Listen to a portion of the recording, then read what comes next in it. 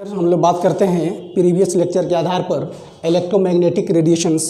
हम लोग जो है इससे पहले वाला टॉपिक में देख चुके हैं कि कौन पार्टिकल नेचर का है और कौन रेडिएशंस नेचर का है, रेज नेचर का है। अब उसमें से हम कुछ ऐसी बातें करेंगे कि कुछ ऐसे रेडिएशंस को निकालेंगे जिसको हम अगर प्रिज्म से गुजार दें या स्पेक्ट्रोस्कोप के द्वारा उसको पास करने के बाद जो है प्रिज्म के द्वारा गुजरने पर वह अपने अकॉर्डिंग टू वेवलेंथ बाइफरकेट हो जाता है और फ्रीक्वेंसी अलग अलग हो जाता है। तो हम लोग देखते हैं कि इलेक्ट्रोमैग्नेटिक रेडिएशंस कौन कौन से हैं। Cosmic rays,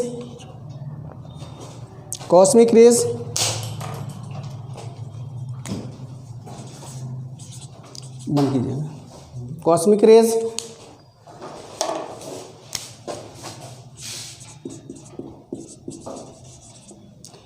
gamma rays, X rays, ultraviolet,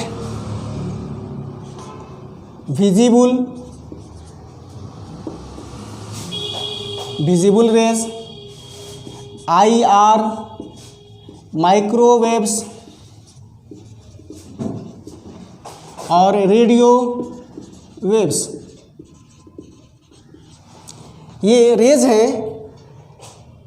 सूरज से निकलने वाली जो किरणें हैं उसमें जो दृश्य प्रकाश है हमारा विजिबल लाइट दृश्य प्रकाश, इंफ्रारेड औरत किरण, अल्ट्रावायलेट पराबैंगनी किरण, X ray, gamma rays, cosmic rays, microwaves, radio waves. अब इसमें जब हम इस रेडिएशंस को प्रिज्म से गुजारते हैं, प्रिज्म यहाँ पर क्या है इससे पहले वाले वीडियो के लेक्चर के अंदर हम लोग डिस्कस कर चुके हैं। तो ये अपने अपने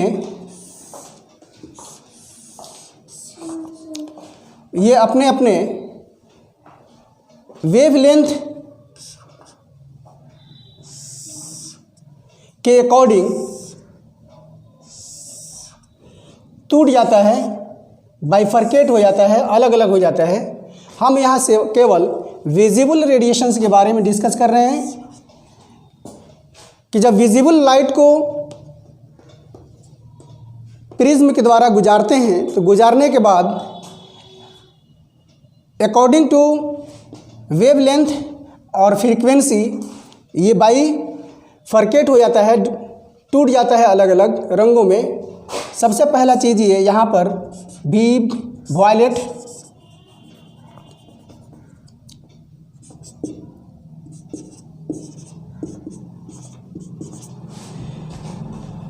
यानी कि जिसका हम लोग इस रिलेशन से ज़रा देखें, जिसकी फ्रीक्वेंसी ज़्यादा होगी उसकी एनर्जी भी ज़्यादा होगी और उसका विचलन या डेविएशन भी सबसे ज़्यादा होगा। इस स्थिति में यहाँ पर भी हम देख सकते हैं दूसरे रिलेशन में 1/λ means mu is inversely proportional to λ। इन तीनों रिलेशन से हम इसके बारे में कुछ निष्कर्ष निकालते हैं। जिस लाइट की एनर्जी सबसे ज़्यादा होगी उसका डेविएशंस भी ज़्यादा होगा। सबसे पहला point, higher deviation, higher energy, higher deviation, higher energy और higher frequency.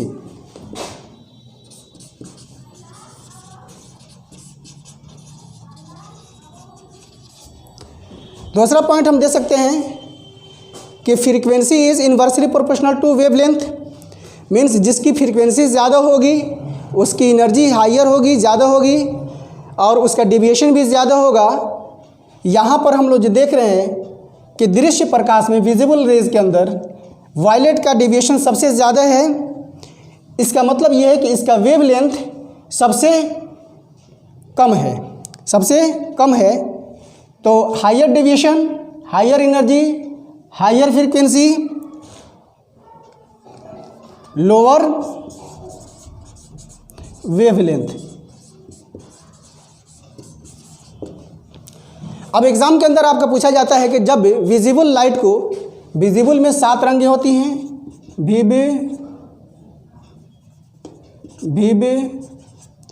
गियोर, violet, indigo, blue, green, yellow, orange और रेड, विबग्योर।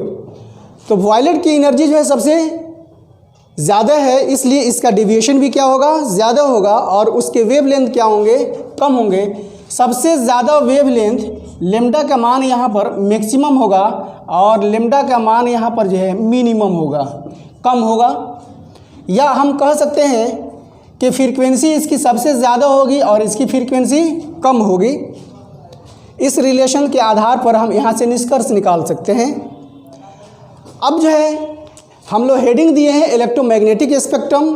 तो इलेक्ट्रोमैग्नेटिक स्पेक्ट्रम किसे कहते हैं कि जब रेडिएशंस को किसी प्रिज्म के द्वारा गुजारते हैं तो गुजारने के बाद वेवलेंथ के क्रम में या फ्रीक्वेंसी के क्रम में अलग अलग हिस्सों के अंदर वो टूट जाता है, बिखर जाता है। इस घटना को क्या कहते हैं, dissociation of the radiations into different wavelength और डिफरेंट फ्रीक्वेंसी। और उस डिसोसिएटेड लाइट को अगर हम एक पट्टी पर प्राप्त कर लें उसे कहेंगे इलेक्ट्रोमैग्नेटिक स्पेक्ट्रम कहेंगे। क्या कहेंगे, इलेक्ट्रोमैग्नेटिक स्पेक्ट्रम कह सकते हैं। The splitting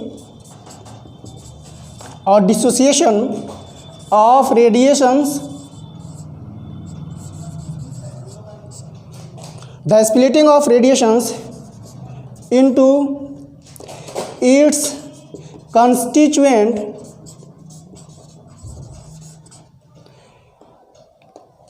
and obtain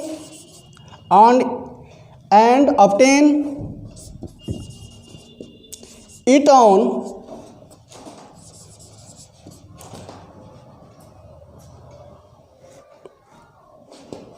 on the screen. The splitting of radiations into its constituent and obtain it on the screen is called, या इसमें कह सकते हैं according to increasing wavelength और decreasing frequency is called electromagnetic spectrum, simply spectrum. तो यह definition याद रखिए और उसके बाद जो है इसको जो है हम अगर सजा दिए तो सजाने के लिए जो है सबसे वेवलेंथ जो है सबसे ज़्यादा जो होता है वो रेडियो का होता है, उसके बाद माइक्रो का, उसके बाद जो है सबसे कम जो है यहाँ कॉस्मिक रेज का होगा, उससे ज़्यादा गामा रेज का, उससे ज़्यादा एक्स रेज का, उसके ज़्यादा अल्ट्रावायलेट। इस तरह से हम इसको बढ़ते हुए यानी कि इंक्रीजिंग वेवलेंथ के आधार पर इसको हम सजा देते हैं। इसको क्या कहते हैं, इलेक्ट्रोमैग्नेटिक स्पेक्ट्रम कहते हैं। यानी कि जब हम रेडिएशंस को उसके घटते हुए फ्रीक्वेंसी और बढ़ते हुए वेवलेंथ के रूप में सजा दें और उससे हमको एक कंप्लीट स्पेक्ट्रम प्राप्त हो, उस स्पेक्ट्रम को इलेक्ट्रोमैग्नेटिक स्पेक्ट्रम कहते हैं। The splitting of the radiations into its constituents and obtain it on the screen according to increasing wavelength और decreasing frequency is called electromagnetic spectrum. Note कर लीजिए, स्क्रीनशॉट ले लीजिए।